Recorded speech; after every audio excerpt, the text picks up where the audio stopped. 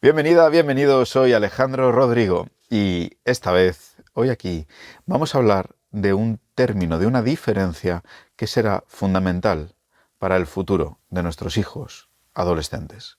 Ser capaces de diferenciar entre un riesgo y un peligro. Esta diferencia será clave para el futuro de nuestros hijos adolescentes. Pero antes de todo, ya lo sabes, tienes todo en alejandrorodrigo.com. Tienes el primer libro, tienes el segundo libro, tienes el curso online, el método Concordia, tienes un blog donde estamos aquí en el canal de YouTube replicando, mirándote a los ojos y hablando contigo todo el contenido que está escrito en el blog. Si eres más de leer, ahí lo tienes, más desarrollado y mucho más en profundidad. Si eres más de ver o escuchar, aquí me tienes en el canal de YouTube. Así que tienes todo eso y mucha más información. alejandrorodrigo.com. Y no quiero dejar de decirte y de recordarte que también tienes alejandrorodrigo.com/preguntas y ahí puedes compartir todas tus preguntas y aquí en este canal para todos vosotros y todas vosotras podremos dar respuestas que, ya lo sabes, siempre promueven la reflexión. Así que vamos a comenzar y vamos a intentar entender cuál es la diferencia entre riesgos y peligros. Comenzamos.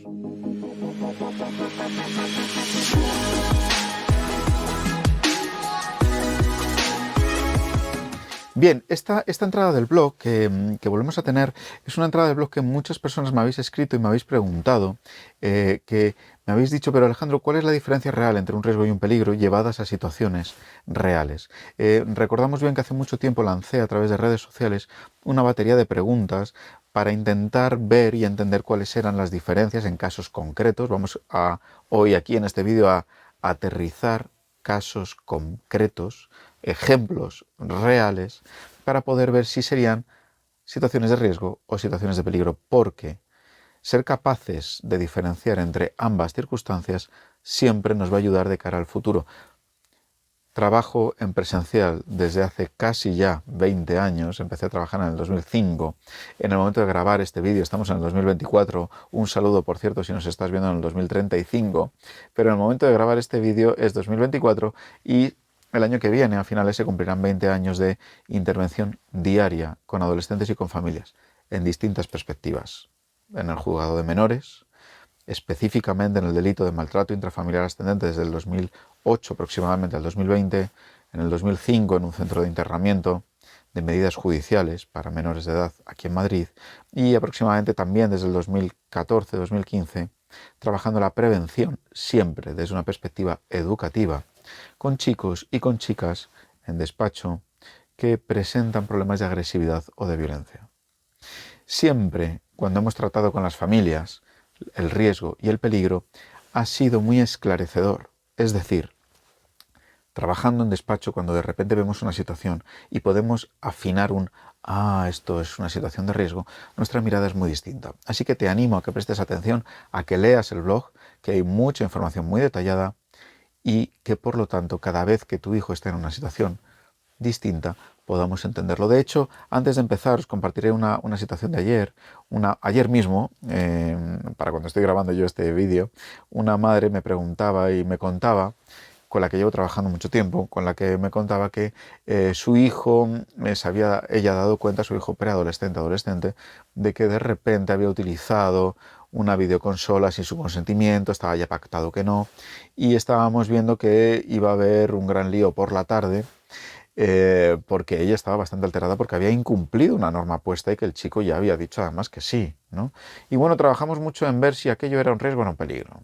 Es decir, pero más que riesgo o peligro, si era una situación muy grave o era una situación simplemente mala, desafiante o disruptiva. En el método Concordia, por cierto, en el curso online, tienes una sesión entera en la que nos basamos en diferenciar entre conductas disruptivas, conductas desafiantes. Échale un ojo o participa en el curso porque está muy interesante. Entonces, ayer trabajando con esta madre vimos que efectivamente aquello era algo bastante negativo, pero que no era una situación de peligro. Y luego hablando con ella, más adelante de la tarde, en el transcurso casi de la noche, pudimos abordar Alejandro, pues oye, esto ha podido avanzar mucho mejor porque efectivamente el término viene a ser estamos muy conectados emocionalmente con nuestros hijos. A mí mis hijas me conectan emocionalmente muchísimo y por eso pierdo la perspectiva tan objetiva y tan asertiva. Nuestros hijos nos vinculan muchísimo emocionalmente.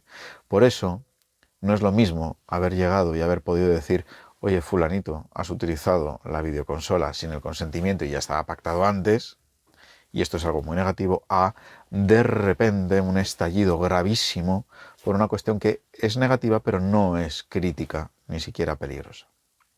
Bueno, atendiendo a esta introducción, es verdad que a mí me gusta mucho hablar de los estilos educativos, siempre, que son, en el primer libro los tenemos, que son estos estilos que nos definen como padres.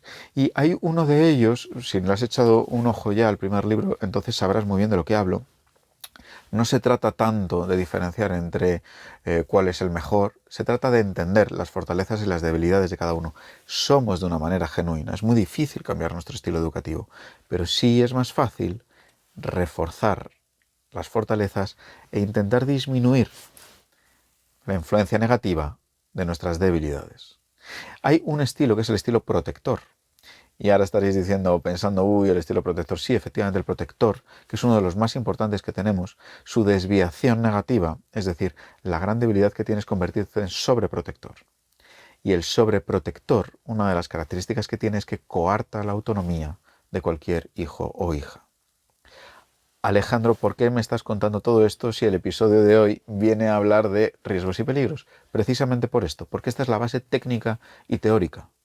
Es muy fácil pararnos y perdernos hablando de los sensacionalismos del riesgo y el peligro, pero la base técnica y la base teórica, en base a la experiencia de casi 20 años, me dice que en situaciones de extrema gravedad o cuando estamos previniendo, haciendo un acto de prevención para que no lleguemos a esas situaciones de extrema gravedad, lo que ocurre es que un estilo sobreprotector coarta la autonomía. ¿Qué quiere decir coarta? Quiere decir que no le dejo experimentar, no le dejo equivocarse, no le dejo aprender a ser mayor. Y esto tiene una fundamental base técnica y teórica en la diferencia entre riesgos y peligros. Vamos a ella. Podemos decir que una situación de riesgo es aquella que potencialmente se podría convertir en una situación dañina para nuestro hijo. Es decir, hay un riesgo y pudiera ser que esto acabe siendo un daño para nuestro hijo. Sin embargo, una situación de peligro es aquella en la que ya hay un daño en nuestro hijo. Como acabamos de ver, son situaciones radicalmente distintas, muy similares, pero no tienen nada que ver. Confundir una situación de riesgo en la que todavía no hay daño, que podría haberlo pero no lo hay, y tratarla como una situación de peligro, nada tiene que ver a una situación ya dañina. Y de la misma manera, tratar una situación en la que ya estás sufriendo un daño y tratarla, bueno, esto es un riesgo, tienes que afrontarla, estaríamos haciendo posiblemente, y siempre hablando en genérico, en general, una posible negligencia educativa. Por lo tanto, el riesgo es esas situaciones en las que pudiera haber un daño para nuestro hijo en un futuro. Y el peligro es cuando ya lo está ocurriendo. ¿Qué ocurre? Que el estilo sobreprotector lo que hace, lo que genera, es evitar todos los riesgos de nuestros hijos, con el mayor de los amores. Yo también a veces soy sobreprotector con cualquiera de mis dos hijas. Incluso con cualquiera de mis seres queridos, vamos a decirlo también así. Pero el estilo sobreprotector en un adolescente o en un preadolescente y en la etapa infantil ya tardía, quiere decir que cuando hay un riesgo no le estoy dejando a mi hijo o a mi hija que se exponga él o ella a esa situación de riesgo y que por lo tanto, esta es la clave del vídeo, esta es la clave, por lo tanto sea ella o él capaz de desarrollar sus propias estrategias para afrontar y superar ese riesgo. Es decir, le estoy quitando de una situación de riesgo con todo mi cariño y mi amor, pero no le estoy dejando enfrentarse y superarla a él o a ella. Claro, un adolescente que nunca es capaz de experimentar y de saber cómo puede evitar los riesgos y superarlos y afrontarlos con ese golpe de autoestima y de autoconcepto de, oh Dios mío, he sido capaz, es un adolescente que luego, en su etapa más tardía de la adolescencia, no tiene herramientas ni estrategias para superar riesgos. Y por lo tanto, cae siempre en los peligros, porque no ha sabido anticipar. No se trata de culparnos, ni siquiera en un punto de responsabilizarnos, se trata de ocuparnos en ello y entender que las situaciones de riesgo son unas excelentes oportunidades para que nuestros hijos comprueben y aprendan a superarlas, a afrontarlas, a frenarlas, a veces incluso a caer en ellas y que acaben siendo dañinas, pero entonces aprender y decir, vale. Nuestra labor como padres en las situaciones de riesgo será siempre la supervisión cercana o lejana. Aquí la distancia óptima es muy difícil, pero la supervisión directa de la situación que está ocurriendo y en un momento dado entonces sí apoyarle y ayudarle. Pero cualquiera de nosotros, y yo por cuarta vez lo hago muchas veces, caigo en el no, que esto es un riesgo, entonces no le estoy dejando o no la estoy dejando desarrollar sus propias estrategias. Una situación de peligro no tiene mucho que hablar. Es una situación en la que ya está exponiéndose y sufriendo un daño. Ya lo decía Freud, Sigmund Freud, que yo creo que algo de peso específico tiene en todo el mundo de la psicología y de la educación, que no existe nada más importante que la protección de un hijo. Por lo tanto, si está en un peligro, me da exactamente igual las circunstancias, hay que protegerle y sacarle, sí, de ese peligro. Vale, Alejandro, muy bien. Esto es todo muy abstracto, que bien toda la teoría, pero yo siempre me pierdo. Claro, nos perdemos porque, recordemos, nos vinculamos muchísimo emocionalmente. Vamos con ejemplos. ¿Qué te parece? Vamos a ello. Cito literalmente una publicación que hice hace muchísimo tiempo y que generó muchísimos comentarios y que desde luego voy a aportar mi punto de vista, pero evidentemente cada uno lo debe traducir a sus características. No es lo mismo un niño de 11 años que un chico de 17 años. Nada tiene que ver estas dos mismas. No tiene nada que ver unos padres autoritarios con unos padres diplomáticos. Y los dos son buenos. No tiene nada que ver una madre autoritaria y un padre ausente con un padre excesivamente permisivo y una madre además algo negligente. Por lo tanto, como siempre, cada uno primero hacer una introspección y un análisis de qué estilo educativo somos. En el primer libro tienes un capítulo extenso y que ha gustado muchísimo para poder ahondar en él. Y si lo tuyo no es tanto leer, y lo tuyo es más practicar y hacer cursos online, en el curso online, el método Concordia, tienes en cada una de las sesiones un vídeo en el que replico con actividades que te propongo. Si eres capaz de llevar a cabo las actividades o solamente intentarlas, me estáis diciendo que además está provocando muchísimo crecimiento. Vamos con ello. Primera cuestión. Primera situación. Alejandro está en el parque con dos amigos que fuman sustancias tóxicas. ¿Cuál dirías que es aquí la diferencia entre el riesgo y el peligro? Bueno, pues la redacción de esta pregunta, estoy leyendo, efectivamente parece indicarnos que no está fumando. O sea, pudiera parecer que está en el parque con dos amigos y ellos son los que están fumando. Claro, si está acompañado por dos amigos y nuestro hijo no está consumiendo, este escenario es un riesgo.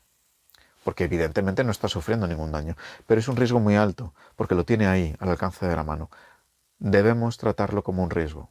Saber y entender que posiblemente tenga dificultades sociales, que le cueste decir no, a sus amigos digo, e irse, pero fijémonos, qué increíble sería que nuestro hijo pudiera ser capaz de desarrollar estas estrategias para ver el riesgo y aún así estar firme en su decisión. Menudo crecimiento. Este chico crece mucho más que otros chicos que la madre le evita todo el rato este escenario.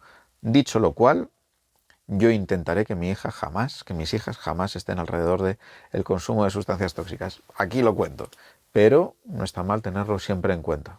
Situación de riesgo. Segundo ejemplo. Se queda a dormir en casa de su pareja por primera vez. ¿Esto qué es? ¿Esto es un riesgo o un peligro? Bueno, esto es una trampa de dimensiones titánicas, porque en principio debería ser lo contrario, es decir, ni un riesgo ni un peligro, esto es una alegría. Se queda a dormir con su pareja.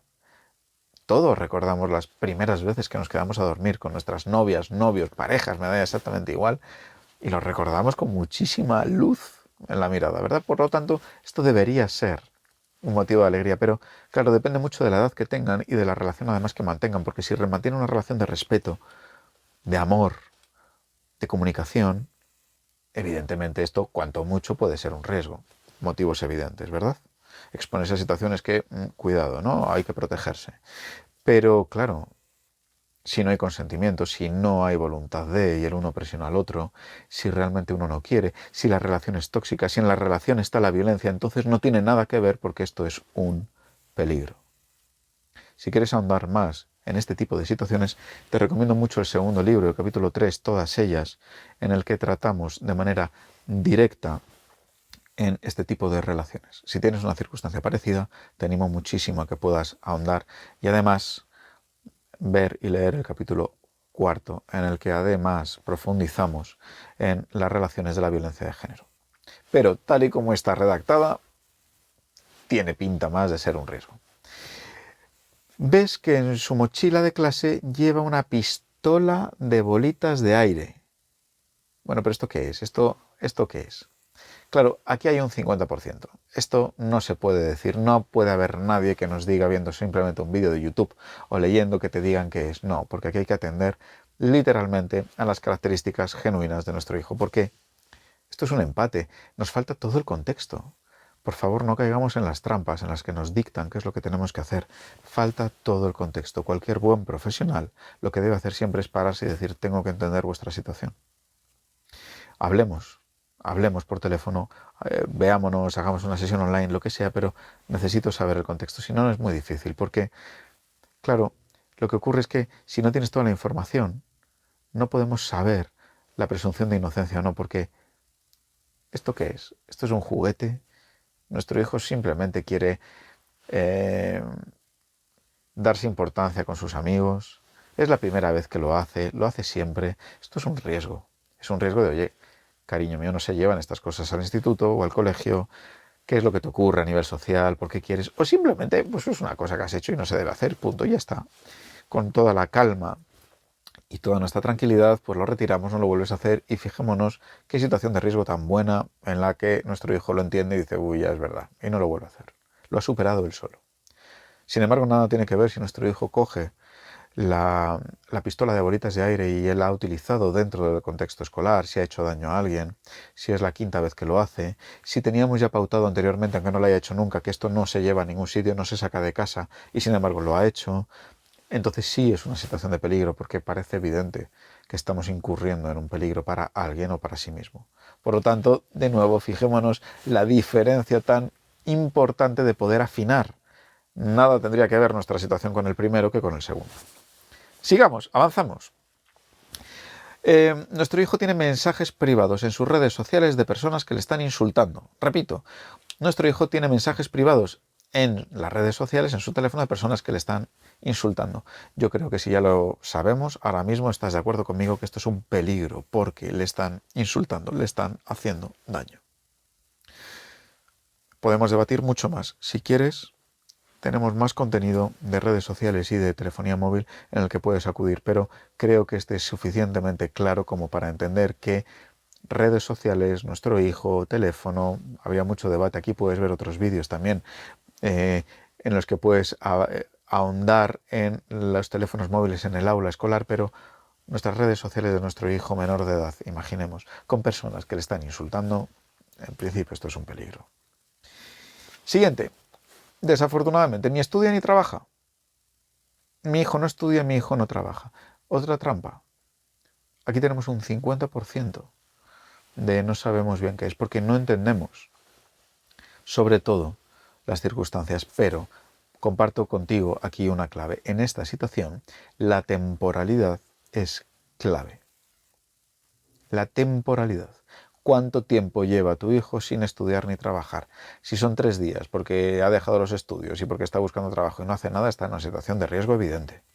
Tiene que afrontarlo, superarla y salir de ella. Si lleva 2 años sin trabajar y sin estudiar, esto es un daño para cualquier persona en la inactividad y que pudiera caer además en cloacas de tristeza, de desidia y de un daño personal evidente.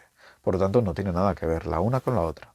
Lleva un mes. Bueno, aquí habría que analizar mucho vosotros como padres, cómo lo valoráis y sobre todo las circunstancias en las que ha llegado a esto y sobre todo qué lleva haciendo durante ese mes. Tu criterio aquí es el válido porque tú conoces a tu hijo, pero lo que sería un grave error es confundirlo literalmente. No, esto es un peligro. o no, esto es un riesgo y lleva 2 años sin hacer nada. De nuevo, todos estos vídeos y estos ejemplos son para desarrollar la actitud crítica y tu capacidad de introspección, porque ahí viene el verdadero aprendizaje. Siguiente. Nuestro hijo ha decidido dejar de tomarse la medicación. Bien, partimos de la base de cualquier tratamiento farmacológico prescrito por facultativos que puedan y deban ejercer su responsabilidad en esta prescripción médica, dejar de tomarlo por cuenta propia siempre es un peligro. No somos conscientes de los daños para la salud que tienen las consecuencias de manera abrupta finalizar un tratamiento. Dicho de manera clara, cuando un médico nos pauta un tratamiento, nuestra obligación es preguntarle e informarle y por lo tanto contarle si estamos de acuerdo o no, pero es el médico al fin y al cabo, contarle nuestro parecer, y si iniciamos el tratamiento, entonces hay que acabarlo. Un hijo que deja de tomarse medicación y, esto es lo importante, que no tiene la supervisión clínica y médica, está en una situación de peligro. Si deja de tomárselo, pero tenemos cita ya pasado mañana, la semana que viene, con el psiquiatra, con el médico, con quien sea, con la enfermera, y nos lo pueden supervisar, es una situación de riesgo. La salud, lo primero, y el amor también. Vamos ya. Nuestro hijo llega a casa tarde de madrugada y va al servicio directamente a vomitar. Bueno, sin alarmarnos, pero esto es una situación de peligro. Algo le pasa. Si va a vomitar, puede ser que sea un virus de gastroenteritis o puede ser que haya una ingesta desmedida de sustancias tóxicas. Evidentemente está sufriendo un daño. ¿Es un daño irremediable, irreparable? No, como siempre tendremos que tener el contexto, pero parece evidente que hay un pequeño o grave peligro. Tienes un montón de vídeos y de contenidos también para desarrollar estrategias de cómo y cuándo abordarlo. A lo mejor en ese preciso momento lo que hay que abordar es el estado de salud y al día siguiente o más adelante las consecuencias y el análisis del porqué. Esta me encanta y ponía yo hace mucho tiempo que no le da un beso a sus padres. Esto realmente es una pena enorme. No tiene mucho que ver con un riesgo o un peligro, pero si algo fuera, es un riesgo. Es un riesgo que nos está indicando que algo pasa. No tiene que ver con el cariño, sino algo pasa a nivel de la distancia emocional. ¿Esto es un peligro? No, no es un peligro. ¿Puede haber situaciones en las que sea un peligro? Sí, pero no hablamos aquí de excepciones. Hablamos de la generalidad. Un hijo que no es cariñoso no es ni lo uno ni lo otro, es simplemente una pena, vaya, qué pena. Pero es verdad que cuando rechaza el beso, cuando rechaza el contacto, cuando no quiere de ninguna manera, nos está indicando que algo está ocurriendo. Y esto sí nos indica un riesgo. Y aquí sí hay que ocuparnos en el qué está pasando y poder analizar y sobre todo dotarle de estrategias a él para que al menos pueda comunicarse. Por cierto, los besos siempre se dan de manera voluntaria. Ahí lo dejo. Vamos acabando ya. Tiene su habitación hecha una leonera, peor que una leonera. Bueno, ¿esto qué es? ¿Un riesgo o un peligro? Es verdad que hay situaciones en las que yo siempre hablo, si los mínimos sanitarios no están cubiertos, esto es un peligro. Pero en la generalidad, es verdad que yo me dedico a casos muy extremos en los que ha habido veces que sí que ha habido situaciones de peligro por contenido que había en mal estado, deteriorado, con siglos ya ahí. Es decir, hay situaciones en las que sí, que son peligrosas, pero lo normal es que es un riesgo y de nada sirve pautar. O como tengo algunos padres también alguna vez que han hecho, ya sabéis que me dedico a casos muy extremos en los que han contratado servicios para que entren directamente en la habitación, pero esto es, bueno, es pan para hoy, hambre para mañana. Lo importante aquí es saber que está en un riesgo evidente y por lo tanto que debiera ser él, con nuestro apoyo, el que pueda solventar este nivel. Pero una habitación ya no desordenada, sino un nivel superior nos está dando un indicador clave. Para mí es como la fiebre. Tengo fiebre, algo pasa. Tienes la habitación peor que mal, algo pasa. Y este último, pues no me atrevo a decirlo, y opinasteis en su momento muchísimas personas, pero nuestro hijo nunca desayuna. Esto es un riesgo, esto es un peligro. Creo que aquí debemos ir a profesionales que sean expertos en este tema y no caer en la facilidad de que opinemos de todo y de cualquier cosa. Creo siempre en que hay áreas que están delimitadas para el conocimiento específico y especializado de cada uno. Yo puedo hablar de todo en lo que soy experto, en lo que me he dedicado durante casi 20 años, pero no puedo hablar de la salud muy de manera real. Es verdad que cuando atiendes un caso en particular y llevas mucho tiempo con él, sí puedes ver y decir, esto está en riesgo, no, esto es peligroso, pues porque antes pesaba 80 kilos y ahora pesa 42. Aquí algo está ocurriendo, evidente, ¿no? No hace falta ser experto, sino se ve, es claro, pero siempre hay que derivar al personal cualificado. En este sentido, hay muchos padres que muchas veces vienen muy alterados, por eso ponía esta pregunta, en el sentido de, perdón, nuestro hijo no desayuna nunca y esto es un peligro y entonces, bueno, muchas veces hay que acudir a los servicios de pediatría o a los servicios de salud primaria porque son ellos que nos lo van a decir mucho mejor que nosotros poder ver o formular hipótesis y poder pensar. Por supuesto que somos los padres o profesionales que trabajamos con ellos, pero aquí siempre acudir a fuentes especializadas. Así que, efectivamente, terminaba aquel blog y aquellas entradas diciendo que en esta línea nadie nos puede o nos debe decir qué es lo que tenemos que hacer en cada situación porque el contexto es lo relevante. Pero sí es muy útil ser capaces de diferenciar entre un riesgo y un peligro. Riesgo, situaciones en las que nuestro hijo no está sufriendo un daño y debe afrontarlas y saber desarrollar las mejores estrategias él o ella para superarlas. Peligro, situaciones que le están causando ya un daño. Supervisión, acompañamiento y en todo caso ayuda, actuación inmediata.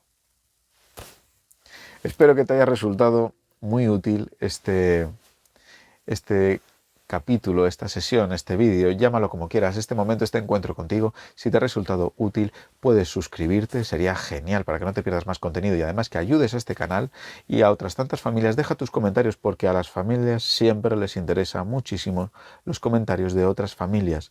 Hay veces que de repente uno descubre contenido de calidad en otras familias. Deja tu comentario si quieres, mira a ver si te ha gustado, si no te ha gustado y compártelo con quien tú creas que le puede venir bien.